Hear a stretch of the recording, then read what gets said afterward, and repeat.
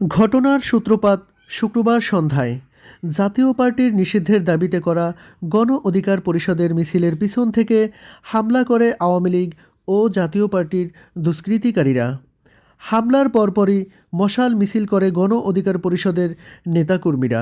এদিকে গণ অধিকার পরিষদের প্রেস কনফারেন্স চলাকালীন সময় ডাকসুর ভিপি নুরুল হক নূরকে নৃশংসভাবে রক্তাক্ত করে পুলিশ এবং সেনাবাহিনী। যখন গণ অধিকার পরিষদ তারা বললো যে আমরা প্রেস কনফারেন্স করব বলে তারা চলে যাচ্ছিল, তখন হঠাৎ করে পুলিশ আক্রমণ করলো, পুলিশ আর সেনাবাহিনী হঠাৎ করে। এটা আসলে বুঝলাম না কেন। এবং এই আক্রমণটা ছিল একটা মনে হচ্ছিল যে খুব ভয়ানক একটা আক্রমণ ছিল এবং অতি উৎসাহ।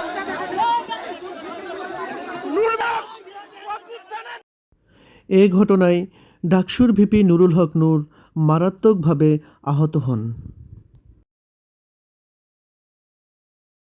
ডাকসুর ভিপি এবং গণ অধিকার পরিষদের সভাপতি জনাব নুরুল হক নূর, ওনার কানের ফ্র্যাকচার হয়েছে, মাথায় আঘাত পেয়েছেন।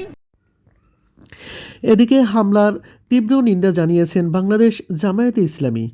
ডাকসুর ভিপি নুরুল হক নূরকে একজন জনপ্রিয় নেতা বলে আখ্যায়িত করেছেন তিনি। আরও বলেছেন, ফ্যাসিবাদ বিরোধী আন্দোলনের নেতৃত্ব দিয়েছেন এরকম একজন নেতার উপরে এমন নৃশংস হামলা কল্পনাতেও আসে না। আজকে এখানে আমরা উপস্থিত হয়েছি অত্যন্ত বেদনার সাথে, বিস্ময়ের সাথে, আতঙ্কের সাথে।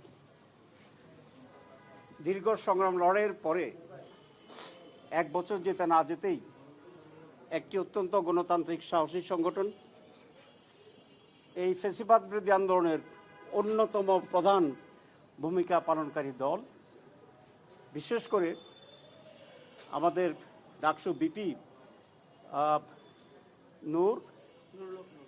নুরুল হক নূর অত্যন্ত প্রমিনেন্ট এবং জনপ্রিয় নেতা এবং বিশাল ঝুঁকি নিয়ে সে আন্দোলনের নেতৃত্ব দিয়েছে এবং আন্দোলনের শেষ পর্যায়ে জেলেও গিয়েছে। আমিও জেলে ছিলাম, একসাথে আমরা জেলে ছিলাম। এরকম একজন নেতা, তার উপরে নৃশংস এই আক্রমণ, এটা কল্পনাতীত এই সময়ের জন্য। আগেও অনেকবার তার উপরে হামলা হয়েছে, বিরোধী শক্তির হামলা করেছে, আমাদের সাথীদের পক্ষ থেকে কোনো কোনো জায়গায় তার উপরে আক্রমণ করা হয়েছে। এই ঘটনা পিছনে কোনো দুরভিসন্ধি আছে কিনা এটা অবশ্যই খতিয়ে দেখতে হবে।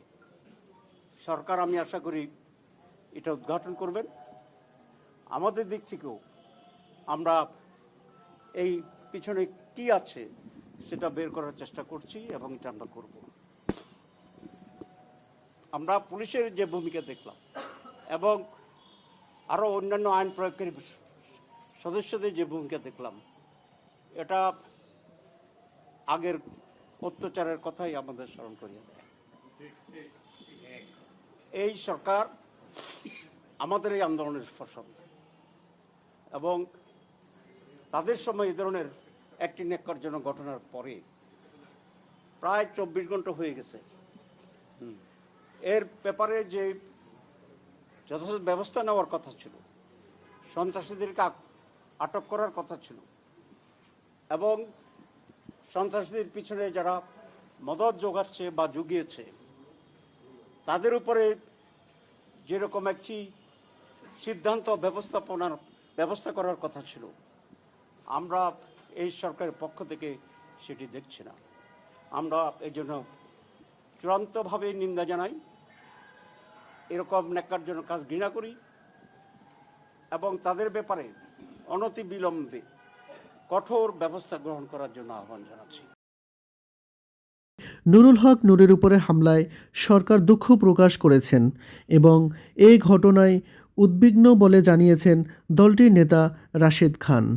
আজকে মাননীয় প্রধান উপদেষ্টা তিনি আমাদের দল গণ অধিকার পরিষদকে ডেকেছিলেন। আজকে দুটি বৈঠক অনুষ্ঠিত হয়েছে রাজনৈতিক দলগুলোর সাথে। যে বৈঠক, সেটি নিয়ে আমি পরবর্তীতে কথা বলবো। এরপরে নুরুল হক নূর সহ গণ অধিকার পরিষদের নেতাকর্মীদের উপরে যে বর্বর হামলা হয়েছে, সেই হামলার বিষয়ে জানার জন্য এবং সরকারের পক্ষ থেকে কি পদক্ষেপ গ্রহণ করা হচ্ছে সেটি আমাদেরকে অবহিত করার জন্য মাননীয় প্রধান উপদেষ্টা আমাদের সাথে একদমই আলাদাভাবে একটি বৈঠক করেছেন। সেই বৈঠকে আমি রাশেদ খান উপস্থিত ছিলাম, আমার পাশে দলের সিনিয়র যুগ্ম সাধারণ সম্পাদক হাসান মামুন ছিলেন এবং আমাদের রাষ্ট্রের সাবেক ভিপি গণ অধিকার পরিষদের সভাপতি নুরুল হক নূরের সহধর্মিণী মারিয়া আক্তার রুনা তিনি উপস্থিত ছিলেন। মাননীয় প্রধান উপদেষ্টা ছাড়াও আরো 3 জন উপদেষ্টা সেখানে উপস্থিত ছিলেন। উপদেষ্টা আসিফ নজরুল স্যার, আদিলুর রহমান শুভ্র এবং পরিবেশ উপদেষ্টা রেজনা আপা। সেখানে খোলামেলা আলোচনা হয়েছে। সরকারের পক্ষ থেকে যেটি জানানো হয়েছে, নুরুল হক নূর সহ আমাদের উপরে যে হামলা হয়েছে, এই হামলার প্রেক্ষিতে আজকে সরকারের পক্ষ থেকে দুঃখ প্রকাশ করা হয়েছে এবং একই সাথে সরকার এই ঘটনায় অত্যন্ত উদ্বিগ্ন। প্রিয় দর্শক এবং শ্রোতা, আমরাও এই হামলার তীব্র নিন্দা এবং প্রতিবাদ জানাচ্ছি। আজ এ পর্যন্তই। সবাই ভালো থাকবেন। আল্লাহ হাফেজ। আসসালামু আলাইকুম।